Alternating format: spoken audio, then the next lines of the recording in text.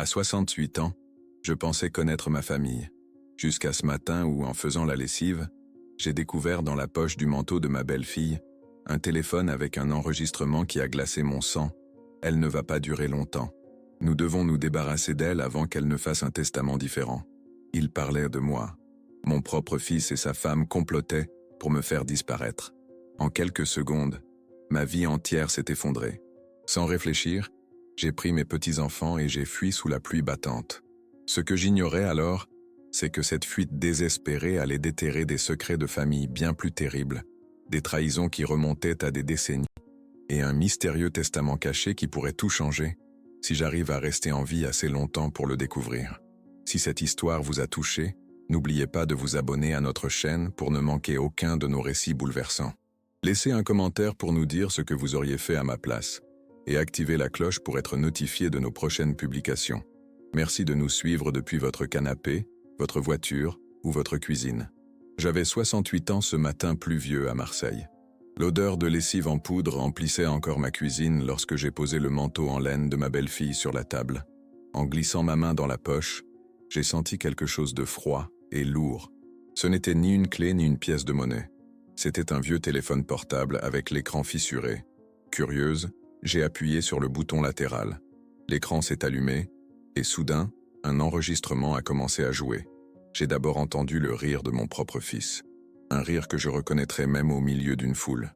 Puis la voix de ma belle-fille, sèche et cruelle. Elle ne va pas durer longtemps. Nous devons nous débarrasser d'elle avant qu'elle ne fasse un testament différent. Mon corps entier s'est glacé. Je n'ai pas pleuré, je n'ai pas crié. J'ai simplement tremblé, entendant mon sang battre dans mes tempes. Ces deux-là parlaient de moi. J'étais l'obstacle, la pierre sur leur chemin. C'est à cet instant que, sans réfléchir, j'ai saisi mes deux petits-enfants qui jouaient dans le salon et je suis sorti en courant sous la pluie, avec une seule idée en tête, survivre pour découvrir toute la vérité. La vie que je menais jusqu'à ce moment-là était simple mais confortable. Veuve depuis 5 ans de mon mari Georges, j'habitais dans cet appartement du quartier de la Plaine avec mon fils Étienne, sa femme Sylvie, et leurs 2 enfants, Mathilde et Louis, âgés de 7 et 5 ans. J'avais toujours été fier de mon fils, chirurgien respecté à l'hôpital de la Timone. Quant à Sylvie, je l'avais accueillie comme ma propre fille, malgré son caractère distant. Ce matin-là, je faisais comme chaque jeudi. Je m'occupais du linge pendant que tout le monde était sorti. Le manteau de Sylvie sentait son parfum coûteux, celui qu'Étienne lui avait offert pour leur anniversaire de mariage. Un Chanel que je n'aurais jamais pu m'offrir avec ma modeste pension. Lorsque l'enregistrement s'est terminé, un autre a commencé automatiquement. Cette fois, c'était la voix de Sylvie à nouveau. Ta mère possède encore cette maison à Avignon, n'est-ce pas? Celle dont ton père parlait toujours? Elle doit valoir une fortune maintenant. Et mon fils, mon propre sang, a répondu presque 1 million d'euros selon l'agent immobilier. Mais elle refuse de la vendre. Elle dit que c'est pour les enfants plus tard. Plus tard, a ricané Sylvie. Nous n'avons pas besoin d'attendre aussi longtemps, n'est-ce pas? Le silence qui a suivi m'a fait plus peur que leurs mots. J'ai appuyé sur pause, mes doigts tremblants sur l'écran fissuré. Dans la pièce voisine, j'entendais Mathilde qui chantonnait en jouant avec ses poupées, et Louis qui faisait rouler ses petites voitures sur le parquet. Ces innocents étaient-ils aussi un obstacle dans leur plan? La pluie frappait contre les vitres comme pour m'avertir du danger. J'ai regardé l'horloge au mur, 10h17. Étienne reviendrait pour déjeuner à midi. Sylvie rentrerait de son cours de yoga à 13h. J'avais peu de temps. J'ai couru jusqu'à ma chambre, attrapé mon vieux sac à main bordeaux, y ai glissé mes médicaments pour le cœur, mon portefeuille avec les 300 € que je gardais pour les urgences, et quelques vêtements. Puis je suis allé dans la chambre des enfants, où j'ai pris 2 petits sacs à dos et y ai mis quelques vêtements, leurs doudous préférés et leurs brosses à dents. « Mamie, qu'est-ce que tu fais ?» a demandé Mathilde, apparaissant dans l'embrasure de la porte, sa poupée serrée contre sa poitrine. « Nous allons faire une surprise à papa et maman. » Ai-je menti, la gorge serrée. « Nous allons faire un petit voyage tous les 3. »« Où ça ?» a demandé Louis, rejoignant sa sœur, les yeux brillants d'excitation. « C'est une surprise. » ai-je répondu en forçant un sourire. « Mais il faut se dépêcher et ne pas faire de bruit. C'est comme un jeu d'espions, d'accord ?» Ils ont hoché la tête, enthousiasmés par cette aventure inattendue. Je les ai habillés chaudement, leur ai mis leurs bottes de pluie, et nous sommes sortis par la porte arrière qui donnait sur une petite cour. La pluie tombait toujours, mais ce n'était plus important. En traversant la cour, j'ai jeté un dernier regard vers l'appartement où j'avais vécu ces 5 dernières années, où j'avais cru être aimé et protégé. Le téléphone dans ma poche semblait pulser comme une bombe à retardement. Que contenait-il d'autre? Quels autres plans sinistres avaient-ils élaborés contre moi? Nous avons rejoint le boulevard d'Athènes en courant sous la pluie, moi tenant fermement les mains des enfants. Mon cœur battait si fort que j'avais peur qu'ils ne lâchent, mais je ne pouvais pas me permettre de faiblir, pas maintenant. Ces enfants étaient tout ce qui me restait de pur et d'innocent dans ce monde qui venait de s'écrouler. « Où allons-nous, mamie ?» a demandé Mathilde, ses petites jambes peinant à suivre mon rythme. « Chez une amie très spéciale », ai-je répondu, pensant à Josette, ma vieille amie d'enfance qui habitait dans le quartier des Réformés. Elle m'accueillerait sans poser de questions, j'en étais certaine. Et pendant que nous serions en sécurité, je pourrais écouter le reste des enregistrements et comprendre l'ampleur de la trahison de mon fils et de ma belle-fille. Une chose était sûre, ma vie ne serait plus jamais la même, et je ferais tout pour protéger ces enfants, même si cela signifiait me dresser contre ma propre famille. Je sentais la pluie se mêler aux larmes sur mon visage tandis que nous nous éloignions de ce qui avait été notre foyer, vers un avenir incertain mais nécessaire.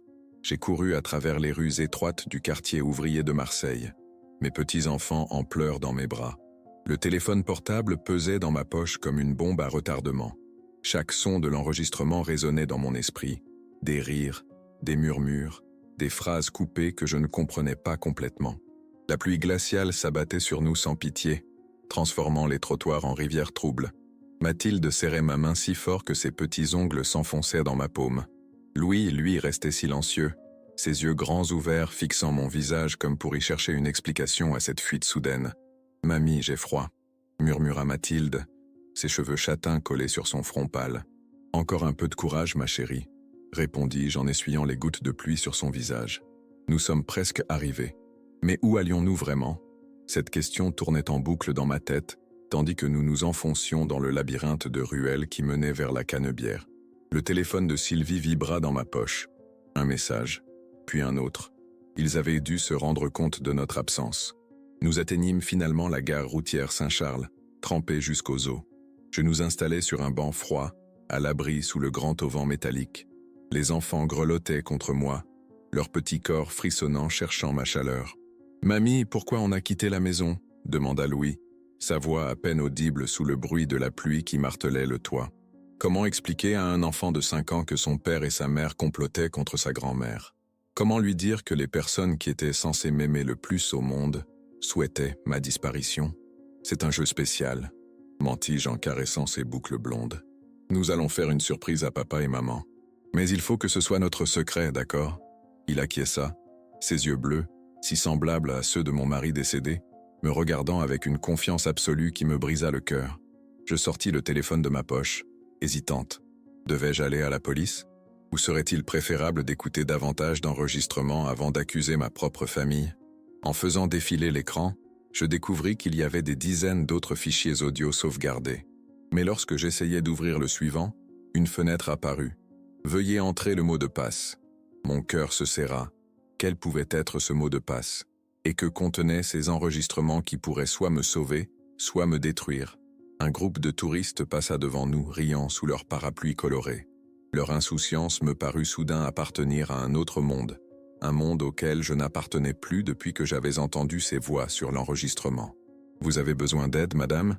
demanda une jeune femme en uniforme de la SNCF, s'approchant avec un regard inquiet. « Non, merci », répondis-je rapidement, serrant les enfants contre moi. « Nous attendons juste un bus. » Elle hocha la tête, peu convaincue, mais poursuivit son chemin. Je savais que nous devions bouger. Rester ici nous exposait trop. Étienne connaissait mes habitudes, mes refuges. Il savait que j'aimais la gare Saint-Charles, son agitation rassurante, son odeur de voyage et d'ailleurs. Je pensais à Josette, mon amie d'enfance qui habitait dans le quartier du Panier. Elle m'accueillerait sans poser de questions, j'en étais certaine. Mais comment la contacter? Mon téléphone était resté à l'appartement dans la précipitation de notre fuite. « Venez, mes chéris », dis-je en me levant. « Nous allons prendre un bus. » Nous montâmes dans le premier bus qui se présenta, le 49, qui montait vers la vieille Charité. De là, nous pourrions rejoindre à pied l'appartement de Josette. À travers les vitres embuées, je regardais défiler les rues de Marseille, cette ville que j'aimais tant et qui soudain me semblait hostile et menaçante. Les enfants s'étaient assoupis contre moi, épuisés par l'émotion et la course. Je caressais leurs cheveux, contemplant leurs visages innocents. Qu'allait-il devenir dans cette histoire? Était-il aussi en danger? Le téléphone vibra à nouveau dans ma poche. Cette fois, c'était un appel. Le nom d'Étienne s'affichait sur l'écran. Mon fils, mon unique enfant, celui que j'avais porté en mon sein pendant 9 mois, celui pour qui j'aurais donné ma vie sans hésiter. Comment avait-il pu me trahir ainsi? Je refusai l'appel, les mains tremblantes. Aussitôt, une notification apparut. 10 messages non lus. J'ouvris le premier. « Maman, où es-tu? Réponds-moi. » Puis le deuxième. « Maman, tu as les enfants avec toi? Sylvie est morte d'inquiétude? » Morte d'inquiétude? Ou simplement inquiète que leur plan ne soit découvert? Je fermai les yeux, essayant de calmer les battements affolés de mon cœur. Les médicaments. Je devais prendre mes médicaments. D'une main tremblante, je sortis la petite boîte de mon sac et avalai un comprimé sans eau. Le bus s'arrêta brusquement. « Terminus, tout le monde descend », annonça le chauffeur d'une voix lasse. Nous descendîmes sous une pluie qui avait redoublé d'intensité. Je réveillai doucement les enfants, qui me suivirent comme des somnambules à travers les ruelles escarpées du Panier. Les pavés glissants rendaient notre progression difficile, et je devais m'arrêter souvent pour reprendre mon souffle. À 68 ans, cette course folle mettait mon corps à rude épreuve. Enfin, nous arrivâmes devant l'immeuble ocre de Josette. Je sonnai longuement, priant pour qu'elle soit chez elle. Après ce qui me sembla une éternité, sa voix grésilla dans l'interphone. « Qui est-ce ? » ?»« C'est Madeleine, Josette. Avec mes petits-enfants, nous avons besoin d'aide. » Le silence qui suivit me parut interminable. Puis la porte s'ouvrit dans un bourdonnement électrique, nous ouvrant la voie vers un refuge temporaire. Un havre de paix dans la tempête qui venait de s'abattre sur nos vies. Dans l'ascenseur qui nous menait au 4e étage, je serrai les enfants contre moi, leur murmurant des paroles rassurantes. Mais au fond de moi, une question lancinante me torturait. Qu'allait révéler le prochain enregistrement? Et comment allais-je découvrir ce mystérieux mot de passe qui me séparait de la vérité? J'ai passé 2 jours caché dans l'appartement de Josette, ma vieille amie d'enfance feignant le calme pour ne pas effrayer mes petits-enfants. Son 2 pièces dans le quartier du Panier était devenu notre refuge, un cocon où le temps semblait suspendu, loin des regards et des questions. Josette, avec ses cheveux gris coupés courts et ses yeux vifs derrière ses lunettes rondes, ne m'avait pas posé de questions. 50 ans d'amitié lui avaient appris à respecter mes silences. Elle s'était contentée de préparer le canapé-lit pour les enfants et de sortir des vêtements secs de son armoire. « Tu peux rester aussi longtemps que nécessaire », m'avait-elle dit simplement, en servant un chocolat chaud à Mathilde et Louis. Les fenêtres de l'appartement donnaient sur une petite place où un vieux platane se dressait, majestueux malgré la pluie qui continuait de tomber sans relâche sur Marseille. Cette vision me rappelait les étés de mon enfance à Avignon, où les platanes offraient une ombre bienfaisante contre la chaleur écrasante de juillet. La nuit, quand les enfants dormaient enfin, blottis l'un contre l'autre sur le canapé-lit de Josette, je sortais le téléphone de ma belle-fille. L'écran fissuré brillait d'une lueur bleuâtre dans l'obscurité du salon, éclairant mon visage tendu par l'angoisse. J'essayais désespérément de deviner le mot de passe qui protégeait les autres enregistrements. J'avais d'abord tenté les dates d'anniversaire, celui de Sylvie, d'Étienne, de leur mariage, des enfants, puis les numéros de téléphone, les codes postaux de leurs anciennes adresses, même la plaque d'immatriculation de leur Peugeot 308. Rien ne fonctionnait. À chaque essai infructueux, l'écran clignotait d'un rouge accusateur comme pour se moquer de ma détresse. « Ce n'est pas possible », murmurai-je dans le silence de la nuit, la gorge nouée par la frustration. « Il doit bien y avoir un indice quelque part. » Je repensais à Sylvie, à ses habitudes, à ses manies. Cette femme que je croyais connaître après 7 ans de vie commune sous le même toit, mais qui, manifestement, avait toujours gardé une part d'ombre. Que cachait-elle d'autre derrière son sourire poli et ses attentions calculées? Le 2e matin, alors que Josette avait emmené les enfants acheter des croissants à la boulangerie du coin, je décidai d'explorer le contenu du sac de Sylvie que j'avais emporté dans ma fuite précipitée. C'était un sac en cuir italien qu'Étienne lui avait offert pour son dernier anniversaire, un de ses accessoires de luxe qui coûtait plus que ma pension mensuelle.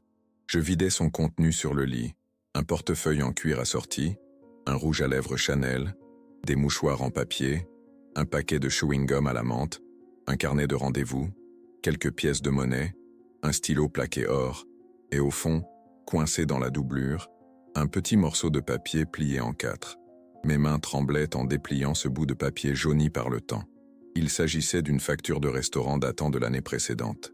Le Petit Nice, l'un des restaurants les plus chers de Marseille, où Étienne emmenait parfois Sylvie pour des occasions spéciales.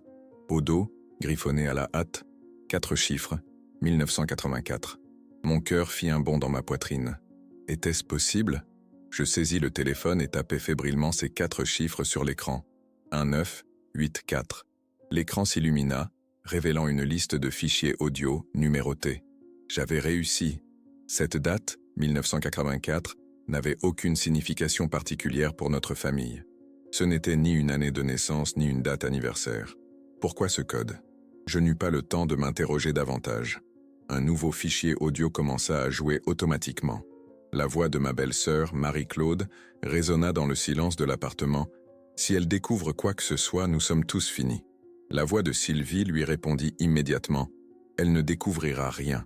Elle fait trop confiance à son précieux fils pour imaginer qu'il puisse la trahir. Un rire glacial suivit cette déclaration. Je reconnus celui de mon frère, Philippe. Mon propre frère était donc impliqué dans ce complot contre moi. Et les papiers? Demanda Marie-Claude. Tu es sûre qu'elle ne les a pas vus? Certaine, répondit Sylvie. Ils sont en lieu sûr chez le notaire. Elle ne se doute de rien. De quel papier parlait-il? De quel notaire? Mon esprit tournait à toute vitesse, essayant de connecter les pièces de ce puzzle macabre. L'enregistrement se poursuivait, mais des bruits de pas dans le couloir m'alertèrent du retour imminent de Josette et des enfants. Je mis rapidement le téléphone en pause et rangeai précipitamment les affaires de Sylvie dans son sac. La porte s'ouvrit sur les rires de Mathilde et Louis, les bras chargés de viennoiseries encore chaudes. L'odeur réconfortante des croissants au beurre envahit l'appartement, créant un contraste saisissant avec l'atmosphère de conspiration que je venais de découvrir. « Regarde, mamie, la dame de la boulangerie nous a donné des chocolatines en plus », s'exclama Mathilde, ses yeux brillants d'excitation. Je forçai un sourire, caressant ses cheveux doux. « C'est merveilleux, ma chérie. Allez vous laver les mains avant de déjeuner. » Josette me lança un regard interrogateur. Elle me connaissait trop bien pour ne pas remarquer mon trouble. « Tu as découvert quelque chose ?» murmura-t-elle en préparant le café. « Oui » répondis-je à voix basse. « Et c'est pire que ce que j'imaginais. Ma propre famille, Josette. Ils complotent tous contre moi. » Elle posa sa main ridée sur la mienne. Un geste simple qui valait tous les discours du monde. « Quoi que tu découvres, Madeleine, souviens-toi que tu n'es pas seule. Je suis là. » Ces paroles me réchauffèrent le cœur, mais ne dissipèrent pas l'angoisse qui grandissait en moi. Qui d'autre était impliqué dans cette trahison? Et que contenaient ces mystérieux papiers dont il parlait avec tant de précaution? Pendant que les enfants déjeunaient joyeusement, ignorant tout du drame qui se jouait, je regardais par la fenêtre. La pluie avait enfin cessé, laissant place à un ciel d'un bleu limpide. Une éclaircie dans la tempête de ma vie. Mais pour combien de temps? Ce soir, quand les enfants seraient couchés, j'écouterai la suite de l'enregistrement. Et demain, peut-être, j'aurai le courage d'affronter la vérité, quelle qu'elle soit. Pour l'instant, je devais rester forte, pour Mathilde et Louis, pour ces 2 innocents qui ne méritaient pas d'être pris dans cette toile de mensonges et de trahison. Les enregistrements suivants furent comme autant de coups de poignard lents et méthodiques dans mon cœur déjà meurtri. Cette nuit-là, après avoir bordé mes petits-enfants et embrassé leur front encore chaud de sommeil, je m'installai près de la fenêtre de la cuisine de Josette. Les lumières de Marseille scintillaient au loin, indifférentes à mon drame personnel. La lune, presque pleine, baignait la petite place du panier d'une lueur argentée, faisant briller les gouttes de pluie accrochées aux branches du platane. Je repris le téléphone de Sylvie et lançai l'enregistrement suivant. La voix de ma propre sœur Claudine résonna dans le silence de la nuit. « Je suis passé voir Madeleine hier. Elle ne se doute de rien. Elle m'a même offert ce châle hideux qu'elle a tricoté elle-même. Si elle savait... » Mon souffle se coupa. Claudine venait me voir tous les mardis, apportant des gâteaux et des nouvelles du quartier.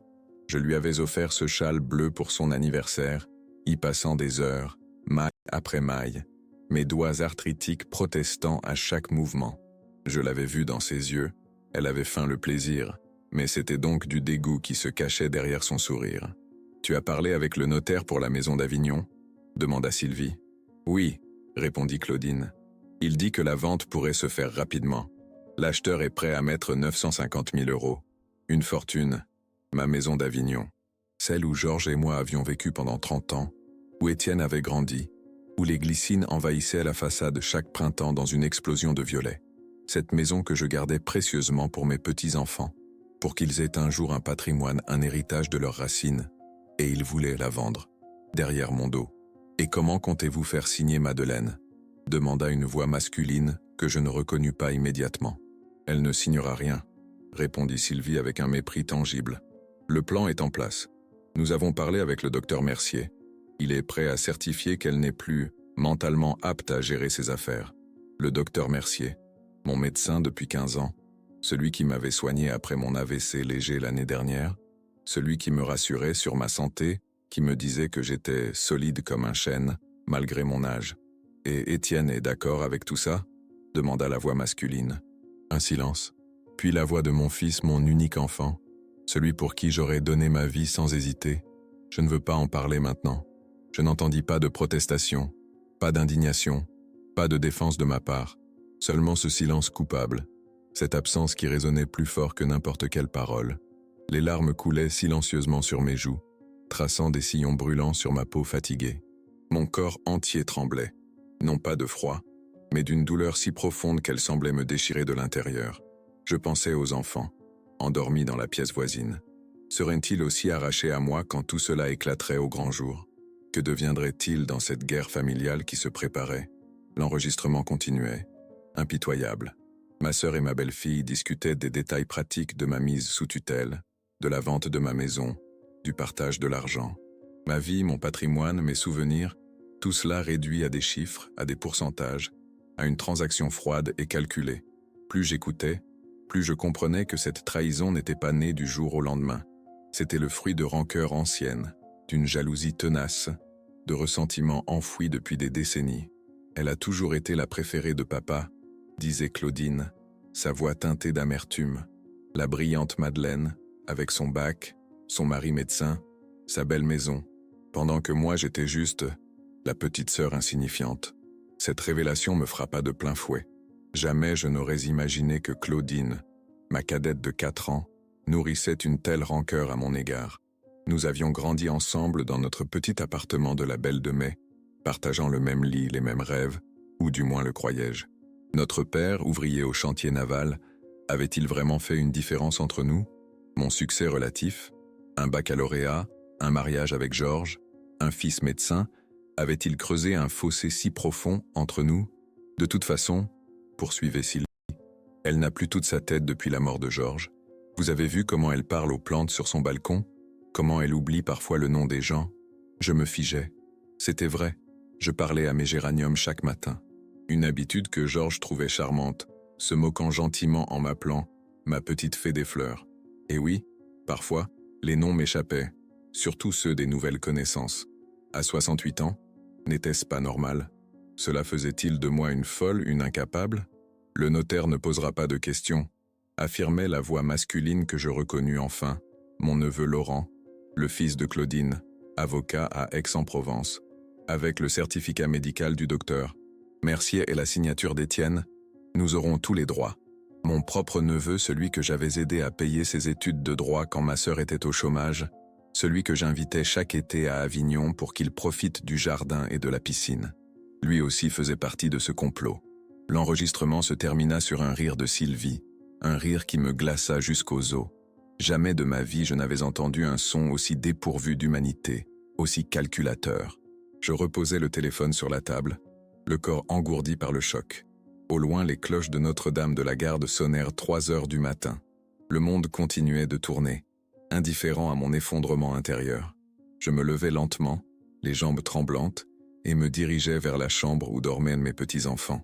Dans la pénombre, leurs visages angéliques semblaient luire d'une innocence qui contrastait cruellement avec la noirceur des adultes qui les entouraient. Mathilde avait le pouce dans la bouche, un geste régressif qu'elle n'avait plus depuis des années. Louis serrait contre lui le vieux lapin en peluche que je lui avais offert pour son 3e anniversaire. En les regardant dormir, une résolution nouvelle s'ancra en moi. Je ne me laisserai pas faire. Pour eux, pour leur avenir, pour leur droit à connaître la vérité sur leur famille, je me battrai jusqu'au bout. Mais comment? Seul contre tous, vieille femme contre une alliance de personnes plus jeunes, plus riches, plus influentes. La partie semblait perdue d'avance. Pourtant, J'avais quelque chose qu'il n'avait pas. La vérité, enfermée dans ce téléphone au secret si lourd. Je suis retourné à Marseille déguisé, à la recherche d'indices. J'ai traversé le marché où ma belle-fille achetait habituellement ses légumes et le café où mon fils passait ses après-midi. Je sentais les regards brûler ma peau, comme si tous savaient quelque chose que j'ignorais. Le soir, dans la chambre de ma voisine, j'ai appuyé sur play pour écouter un autre enregistrement. C'était la même voix masculine, maintenant plus claire. Vous savez ce qu'il faut faire. Elle ne doit jamais voir ce testament. Mon cœur s'est accéléré. Quel testament? Je n'avais jamais signé de document dont je n'avais pas connaissance. J'ai découvert que quelqu'un de plus riche et puissant que ma propre famille était au centre de tout. Mais qui? Capitulo 5. Au estranho da gravação. Je retournais à Marseille 3 jours plus tard, méconnaissable. Josette m'avait prêté une perruque aux cheveux poivre et sel qu'elle utilisait pour son cours de théâtre amateur, des lunettes à monture épaisse et un foulard rouge qui dissimulait une partie de mon visage. Les enfants étaient restés chez elle, croyant que j'allais chercher des trésors cachés pour notre grand jeu d'aventure. « Sois prudente, Madeleine », m'avait murmuré Josette en m'embrassant sur les 2 joues. « Ces gens sont dangereux. » Le ciel de Marseille s'était enfin dégagé, offrant ce bleu intense que les touristes photographient avec émerveillement. Mais pour moi, la ville de mon cœur était devenue un territoire hostile, où chaque coin de rue pouvait cacher un danger, où chaque visage familier était potentiellement celui d'un traître. Je me rendis d'abord au marché de Noailles, là où Sylvie achetait ses légumes chaque samedi matin. Le tumulte coloré des étals, les cris des marchands, l'odeur mêlée des épices et des fruits mûrs, tout ce qui d'ordinaire me réjouissait me semblait aujourd'hui menaçant et oppressant. Je repérais monsieur Farid, le marchand de légumes marocain qui connaissait Sylvie. « Bonjour madame », me salua-t-il avec son sourire habituel. « Que puis-je pour vous aujourd'hui? Des tomates, s'il vous plaît ?» demandai-je en dissimulant ma voix. « Vous n'auriez pas vu madame Sylvie Dumas récemment? Grande, blonde, toujours très élégante. » Son visage s'illumina. « Ah oui, elle est passée hier avec son mari. Ils avaient l'air préoccupés. Ils parlaient d'une histoire de grand-mère disparue avec les enfants. Une triste affaire. Mon cœur se serra. Ainsi, ils étaient déjà à ma recherche. Avaient-ils alerté la police? M'accusaient-ils d'avoir kidnappé mes propres petits-enfants? Je payai rapidement et m'éloignai, le souffle court. Ma prochaine destination était le Café des Arts, un établissement proche de l'hôpital de la Timone où Étienne avait l'habitude de retrouver ses collègues après son service. Je m'installai à une table en retrait, commandai un café crème et attendis. À 16h30 précise, comme je l'avais prévu, mon fils poussa la porte du café. Il avait maigri, remarquai-je immédiatement. Son visage, si semblable à celui de son père, portait les marques de l'inquiétude ou peut-être de la culpabilité. Il s'assit à une table près de la fenêtre, sortit son téléphone et commença à faire défiler l'écran, le regard vide. Un homme en costume gris entra quelques minutes plus tard et rejoignit Étienne. Grand, les tempes grisonnantes, le port altier. Je ne l'avais jamais vu. Ils se serrèrent la main, mais sans chaleur, plutôt comme 2 associés en affaires que comme des amis. Je ne pouvais pas entendre leur conversation, mais je voyais le visage de mon fils se décomposer au fur et à mesure que l'homme parlait. À un moment, Étienne se prit la tête entre les mains, dans un geste de désespoir que je ne lui connaissais pas. L'homme en gris posa alors une main sur son épaule, un geste qui semblait plus menaçant que réconfortant. Lorsqu'ils se levèrent pour partir, je baissai la tête, plongeant mon visage dans le journal que j'avais apporté. Ils passèrent tout près de ma table, et j'entendis distinctement l'homme dire « Retrouve-la, Étienne. Sinon, tout s'écroule. » Je restai figé sur ma chaise pendant ce qui me sembla une éternité, le cœur battant à tout rompre. Qui était cet homme? Et que voulait-il dire par « tout s'écroule » ? La nuit était tombée quand je regagnai l'appartement de Josette. Les enfants étaient déjà couchés, épuisés par une journée de jeu. Je m'assis sur le balcon, savourant la fraîcheur de l'air marin qui montait du vieux port. Le téléphone de Sylvie brillait dans ma main comme un talisman maléfique. J'ouvris un nouvel enregistrement, celui qui suivait chronologiquement les précédents. La voix masculine que j'avais entendue en filigrane dans les autres fichiers était maintenant plus distincte. Une voix grave, autoritaire, avec un léger accent que je n'arrivais pas à identifier. « Vous savez ce qu'il faut faire. Elle ne doit jamais voir ce testament. » Mon cœur s'emballa. De quel testament parlait-il? Je n'avais jamais signé de document dont je n'avais pas connaissance. La voix de Sylvie lui répondit obséquieuse. « Ne vous inquiétez pas, tout est sous contrôle. Elle ne soupçonne rien. »« J'espère bien, » reprit l'homme. J'ai trop investi dans cette affaire pour que tout soit compromis par une vieille femme sentimentale. Trop investi? Quelle affaire? Les questions se bousculaient dans ma tête, sans réponse. Et la maison d'Avignon? Demanda l'homme. L'acheteur est prêt, répondit Sylvie. Dès que nous aurons la signature de Madeleine, ou la déclaration d'incapacité du médecin, la vente pourra se faire. Bien, très bien. Puis j'entendis un bruit de porte, des pas qui s'éloignaient, et enfin la voix de mon fils. Il est parti? Oui, répondit Sylvie. Il devient de plus en plus pressant. J'ai peur, Sylvie, avoua Étienne, d'une voix que je ne lui connaissais pas, une voix d'enfant effrayé. Si ma mère découvrait ce que nous avons fait, elle ne découvrira rien, le coupa sèchement Sylvie. Elle fait trop confiance à son fils adoré. Et puis, même si elle apprenait quelque chose, qui la croirait? Une vieille femme qui parle à ses plantes? L'enregistrement s'arrêta là, me laissant tremblante et nauséeuse. Mon fils avait peur. De quoi? Qu'avait-il fait qui puisse être si grave? Et qui était cet homme mystérieux qui semblait tirer les ficelles? Je m'approchai de la fenêtre, scrutant la nuit marseillaise comme si elle pouvait me donner des réponses. Au loin, Notre-Dame de la Garde illuminée veillait sur la cité phocéenne. Cette ville où j'étais né, où j'avais aimé, perdu, souffert et survécu. Cette ville qui, aujourd'hui, semblait abriter un secret capable de détruire ce qui restait de ma famille. Une certitude s'imposa à moi avec la force d'une évidence. Quelqu'un de plus puissant que ma propre famille était impliqué dans cette machination. Quelqu'un qui avait suffisamment d'influence pour faire plier mon fils, médecin respecté, et pour orchestrer ce qui ressemblait de plus en plus à une conspiration sophistiquée. Mais qui? Et pourquoi ma modeste maison d'Avignon suscitait-elle tant de convoitises? Certes, elle avait de la valeur, mais pas au point de justifier de tels risques, de telles manipulations. Josette me rejoignit sur le balcon, m'enveloppant les épaules d'un châle léger. « Tu as découvert quelque chose ?» demanda-t-elle doucement. « Oui, répondis-je, la voix brisée par l'émotion. Quelqu'un d'influent est derrière tout ça, Josette. Quelqu'un qui fait peur à mon propre fils. Et tout tourne autour de ma maison d'Avignon et d'un mystérieux testament. » Elle serra ma main dans la sienne, son visage ridé empreint d'inquiétude. « Qu'est-ce que tu vas faire maintenant ?» Je regardai une dernière fois la basilique illuminée, avant de répondre « Demain, j'irai à l'église. J'ai besoin de prier, de réfléchir, de trouver la force d'affronter ce qui m'attend. Ce que je ne dis pas à Josette, c'est que j'avais reconnu la voix de l'homme sur l'enregistrement. Cette voix grave avec ce léger accent italien. C'était celle de l'homme en costume gris qui avait rencontré Étienne au café. L'homme qui avait dit « Retrouve-la, Étienne, sinon, tout s'écroule. » Je suis entré dans la petite église Saint-Laurentot ce matin-là, cherchant la paix, mais trouvant la tourmente. L'édifice roman, perché sur une butte qui domine le vieux port, était presque désert à cette heure. Seules quelques silhouettes âgées priaient en silence, perdues dans la pénombre des chapelles cathédrales. L'air était imprégné d'encens et de cette odeur particulière aux vieilles églises. Un mélange de pierres humides, de cire de bougies et de bois poli par des siècles de mains pieuses. Les vitraux filtraient la lumière matinale, projetant des arabesques colorées sur le sol de pierre usée. Je m'avançai lentement vers l'autel, mon pas résonnant dans la nef silencieuse. Chaque bruit semblait amplifié, comme si l'église elle-même retenait son souffle. Je n'étais pas particulièrement pratiquante. Georges l'avait toujours été plus que moi. Mais aujourd'hui, j'avais besoin de cette paix, de ce recueillement, de cette connexion avec quelque chose de plus grand que ma souffrance. Je m'agenouillais sur le prie-Dieu, mes vieux genoux protestant contre la dureté du bois. Fermant les yeux, je laissais mes pensées dériver. Des images de ma vie défilèrent derrière mes paupières closes. Georges, le jour de notre mariage, son sourire confiant sous le soleil d'Avignon. Étienne bébé, ses petites mains agrippant mon doigt avec une force surprenante. Notre maison au volet bleu envahie par les glycines.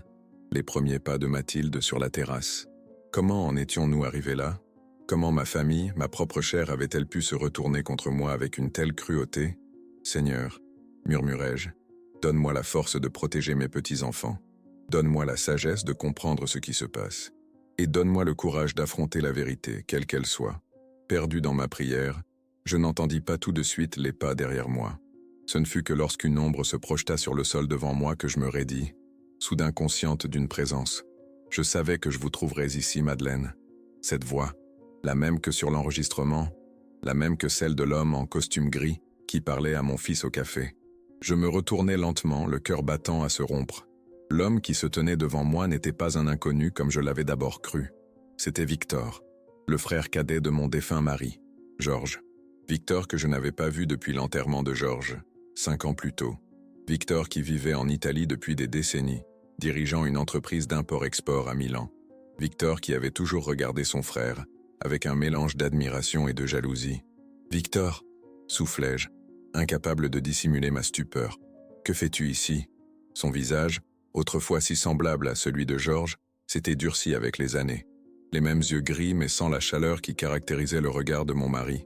Les mêmes lèvres fines, mais crispées en un sourire froid qui n'atteignait pas ses yeux. « Je suis venu régler une vieille affaire de famille », répondit-il en s'asseyant à côté de moi sur le banc de bois. « Une affaire qui vous concerne directement, ma chère belle-sœur. » Sa voix était douce, presque aimable, mais je sentais la menace sous la courtoisie de façade. « De quelle affaire parles-tu » demandai-je, m'efforçant de garder une voix ferme malgré la peur qui me nouait l'estomac. Il me fixa longuement, comme s'il évaluait jusqu'où il pouvait se confier.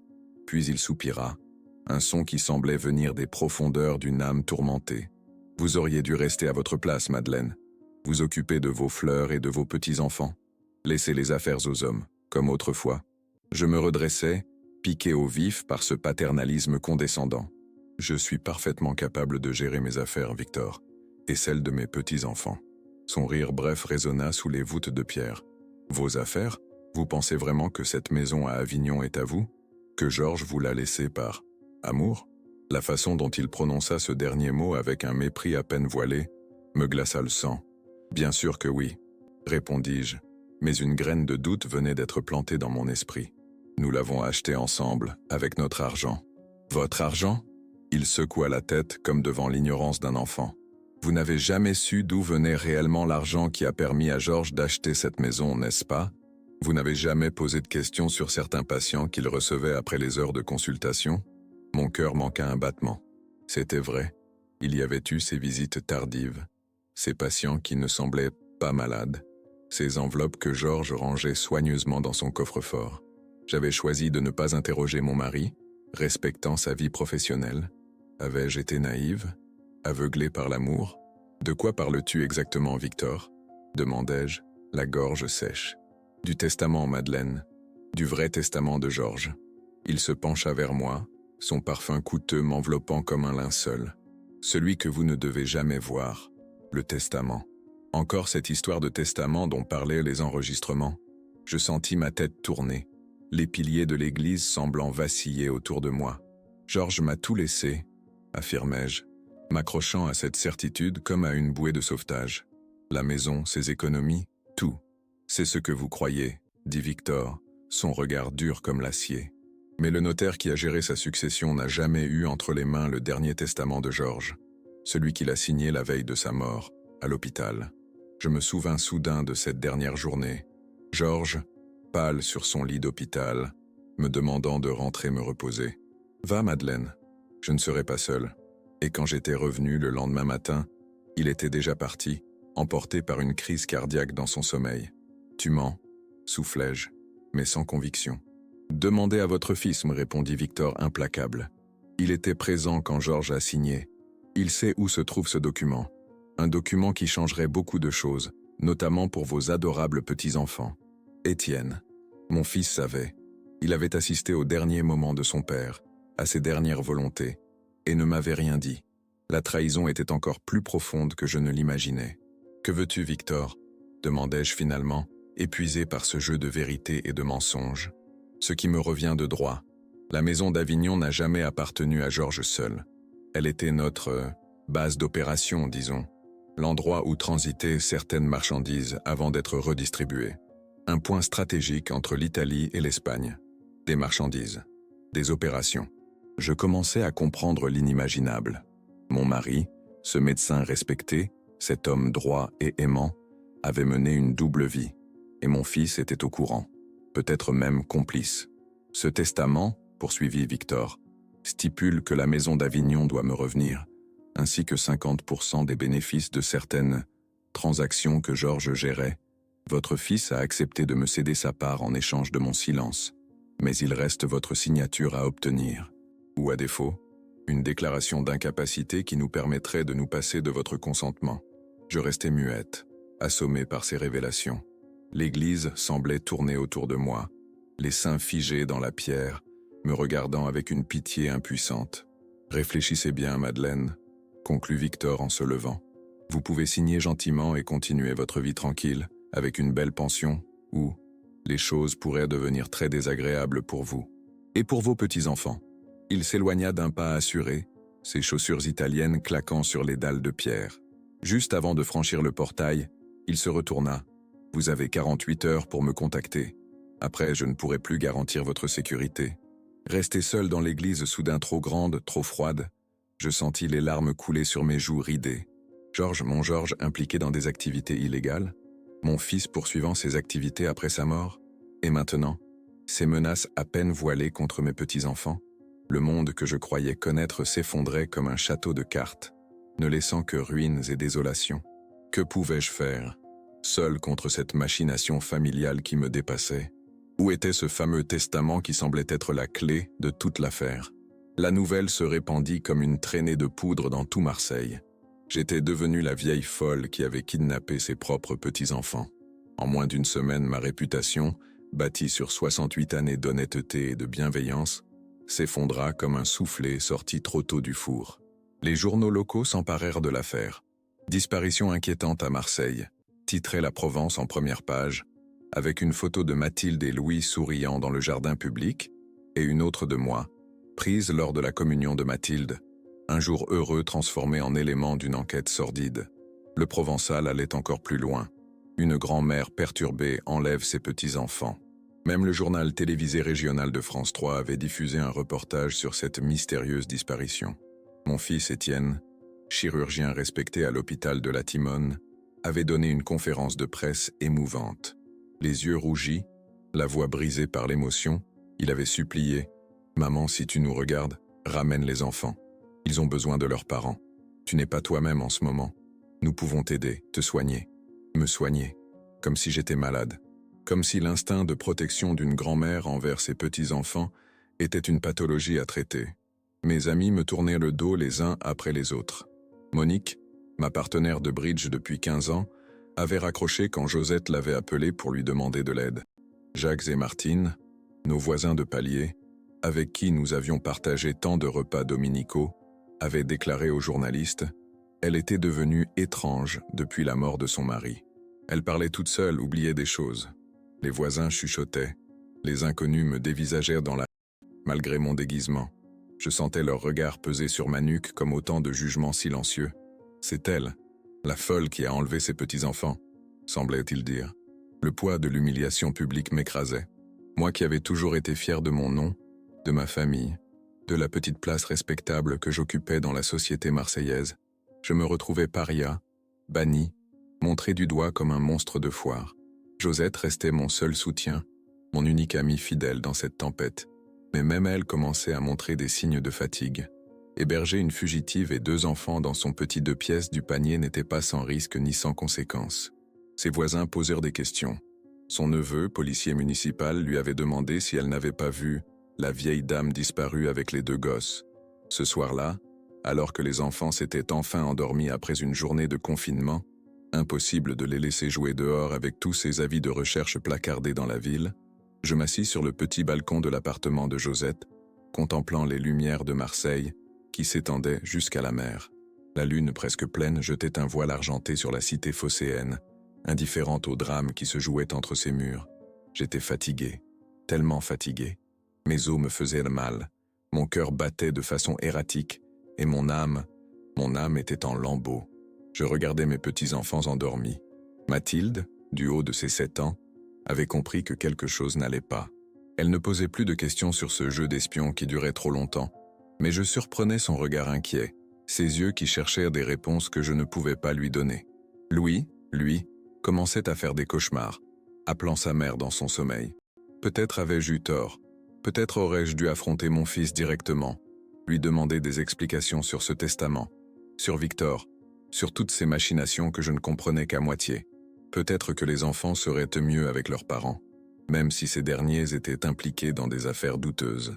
Je me levais, les jambes flageolantes, et m'approchais du canapé-lit où ils dormaient.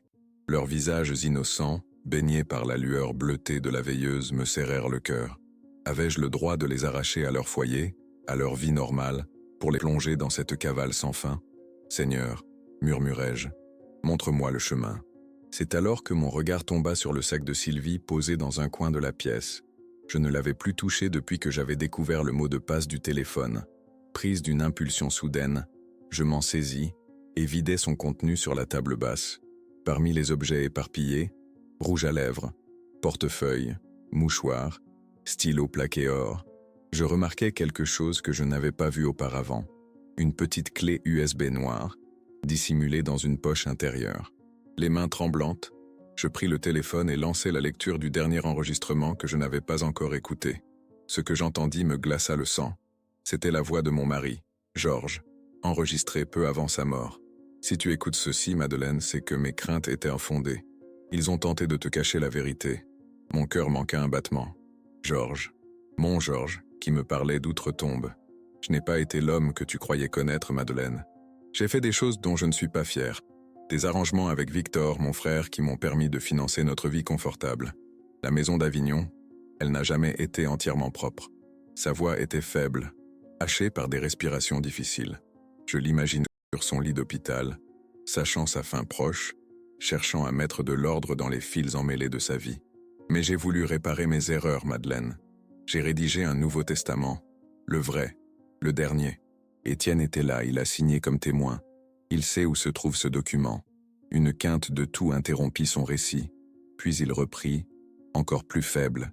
Le testament est dans la vieille boîte en bois, derrière la bibliothèque de la maison d'Avignon, celle où je rangeais mes pipes.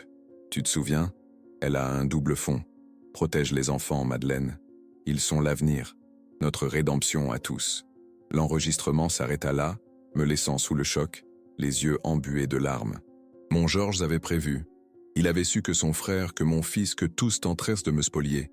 Il avait laissé cette trace, cet indice, cette bouteille à la mer, espérant qu'un jour, elle me parviendrait. Je me tournai vers Josette, qui s'était réveillée et se tenait dans l'encadrement de la porte, son vieux visage creusé par l'inquiétude. « Il faut que j'aille à Avignon », déclarai-je, une détermination nouvelle dans la voix. « Demain, le testament est là-bas. La preuve qui pourrait tout changer. » Josette hocha lentement la tête. « Je viendrai avec toi. Les enfants seront en sécurité chez ma sœur à Aubagne. Personne ne pensera à les chercher là-bas. » Cette nuit-là, pour la première fois depuis notre fuite, je dormis d'un sommeil profond, presque serein. Georges veillait sur nous. D'une certaine façon, il était toujours là, guidant mes pas dans l'obscurité. Au matin, avant notre départ pour Avignon, je regardai une dernière fois le téléphone de Sylvie.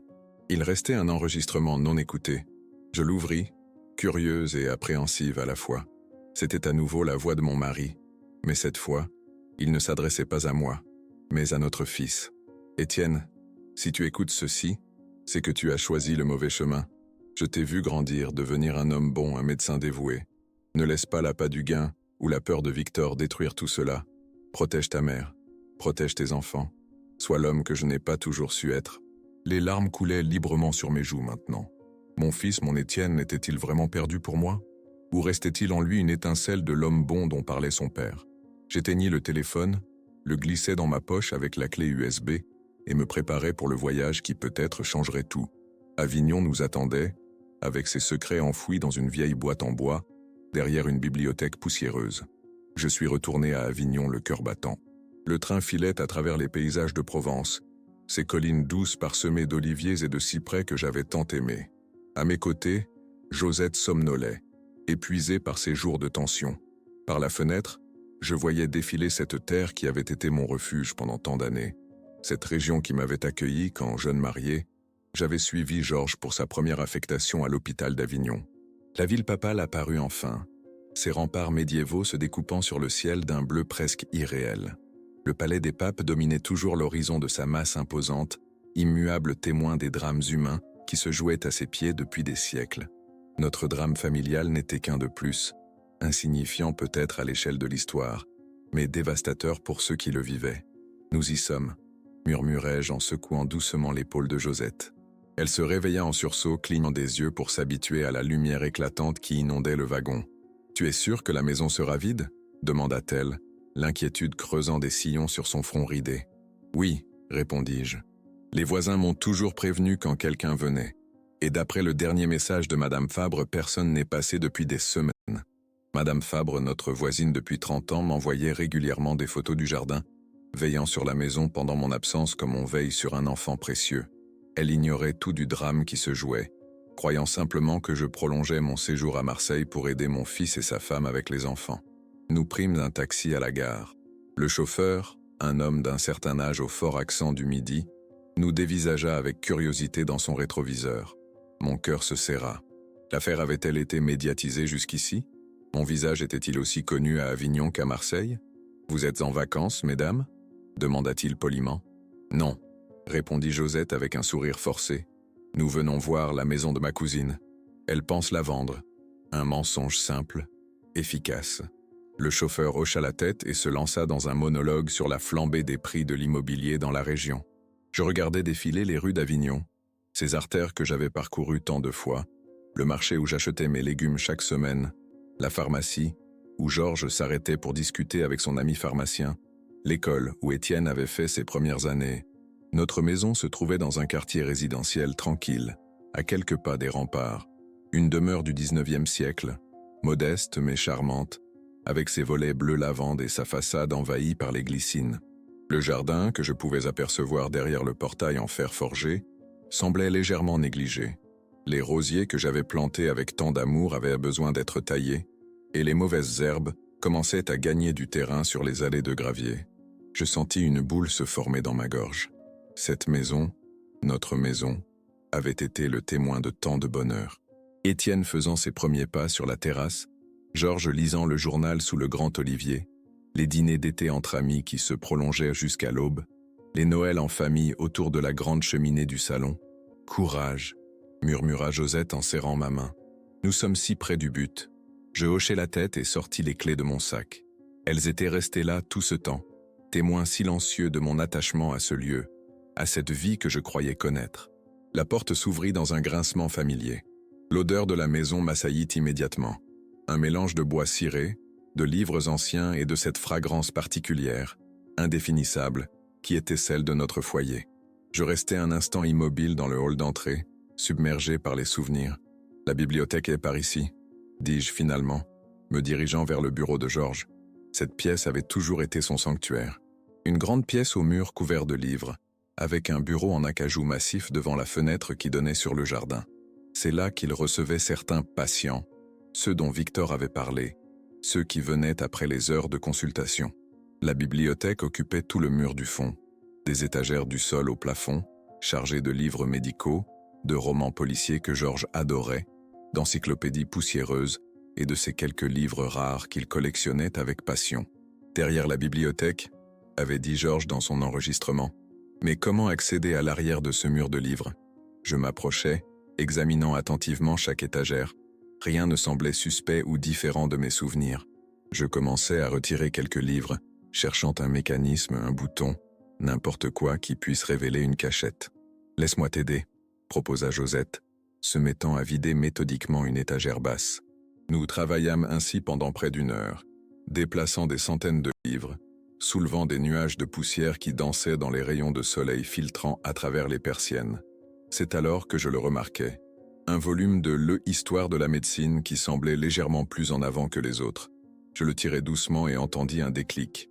La section centrale de l'étagère pivota légèrement, révélant un espace étroit derrière. « Mon Dieu !» souffla Josette.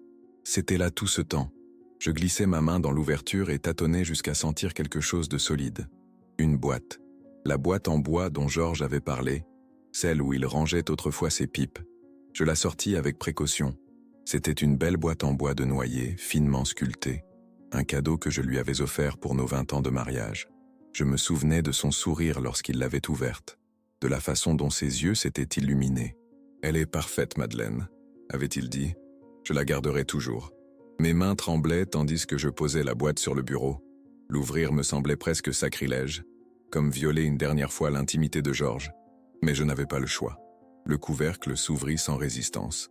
À l'intérieur, l'odeur du tabac qu'aimait Georges imprégnait encore le bois. La boîte semblait vide, à l'exception d'une vieille pipe en écume de mer au fond. Mais Georges avait parlé d'un double fond. Je retournai la boîte, examinai chaque centimètre carré. Rien. Puis je pris la pipe, la soupesai. Elle semblait plus lourde que dans mon souvenir. Je l'examinai de plus près et remarquai une légère démarcation sur le fourneau. Je tournai doucement la partie supérieure comme on dévisse un capuchon. Elle s'ouvrit, révélant une petite clé nichée à l'intérieur. « Incroyable !» murmura Josette, qui observait par-dessus mon épaule. La clé dans une main, je retournai mon attention vers la boîte. Au fond, presque invisible si on ne savait pas quoi chercher, une petite serrure était dissimulée dans les motifs sculptés. J'y insérai la clé, retins mon souffle et tournai. Le fond de la boîte se souleva, révélant un compartiment secret. À l'intérieur, une enveloppe scellée. Sur le devant, mon nom écrit de la main de Georges, Madeleine. Les mains tremblantes, je l'ouvris. Elle contenait plusieurs documents. Le premier était bien un testament, daté de la veille de la mort de Georges, signé de sa main et de celle d'Étienne comme témoin. Je le parcourus rapidement, mon cœur battant à tout rompre. « Mon Dieu !» soufflai-je. « Qu'y a-t-il » demanda Josette anxieuse. « Georges lègue la maison d'Avignon à Mathilde et Louis, avec moi comme administratrice jusqu'à leur majorité. Il précise explicitement que ni Victor ni Étienne ne peuvent y prétendre. Mais ce n'était pas tout. Le testament était accompagné d'une clé USB et d'une lettre manuscrite. Dans cette lettre, Georges expliquait qu'il avait rassemblé des preuves des activités illégales de Victor, trafic de médicaments contrefaits entre l'Italie et la France, et qu'il avait décidé de tout arrêter peu avant sa mort. Ces preuves étaient stockées sur la clé USB, avec des copies envoyées à un notaire à Paris et à un avocat de confiance. Il voulait se racheter, murmurai-je, les larmes aux yeux. Il voulait protéger les enfants, leur assurer un avenir propre. Un bruit soudain nous fit sursauter. La porte d'entrée venait de s'ouvrir. Des pas résonnèrent dans le hall. « Maman » appela une voix que j'aurais reconnue entre mille. « Je sais que tu es là. Étienne, mon fils. Comment nous avait-il trouvés? Quelqu'un nous avait-il suivis depuis la gare ?» Je rangeai précipitamment le testament et la lettre dans mon sac, gardant fermement la clé USB dans ma main. « Que fait-on » chuchota Josette paniquée. « On l'affronte » répondis-je, une détermination nouvelle dans la voix. « Il est temps que mon fils entende la vérité, toute la vérité. » Avec ces documents en main, je n'étais plus une vieille femme impuissante, fuyant une famille conspiratrice. J'étais la gardienne de la dernière volonté de Georges, la protectrice de l'héritage de mes petits-enfants. Et j'étais prête à me battre. Aujourd'hui, à 72 ans, quand je regarde mes petits-enfants grandir dans notre maison d'Avignon, je me demande souvent ce qui serait arrivé si je n'avais pas eu le courage de fouiller dans cette poche de manteau ce matin-là. La vérité est parfois cachée dans les endroits les plus ordinaires, attendant simplement que nous ayons l'audace de la découvrir. Qu'auriez-vous fait à ma place? Auriez-vous ignoré cet enregistrement par amour pour votre fils? Ou auriez-vous, comme moi, choisi de protéger l'innocence de 2 enfants au prix de déchirer toute une famille? Cette histoire n'est pas seulement la mienne. Elle parle de ces moments décisifs où nous devons choisir entre la sécurité du silence et le risque de la vérité. La trahison la plus douloureuse vient rarement des étrangers, mais de ceux qui partagent notre nom, notre sang, notre table. Pourtant, c'est souvent dans nos moments les plus sombres que nous découvrons notre véritable force, celle qui nous permet non seulement de survivre, mais de reconstruire avec dignité. Si mon récit vous a touché, n'hésitez pas à le partager avec ceux qui, peut-être, traversent aussi des tempêtes familiales silencieuses. Abonnez-vous à cette chaîne pour d'autres histoires de vie qui résonnent avec la vôtre. Et laissez un commentaire pour partager votre propre expérience. Ensemble, nous sommes plus forts face aux secrets qui voudraient nous détruire. Merci de m'avoir écouté, et souvenez-vous, la vérité, aussi douloureuse soit-elle, est toujours le premier pas vers la guérison.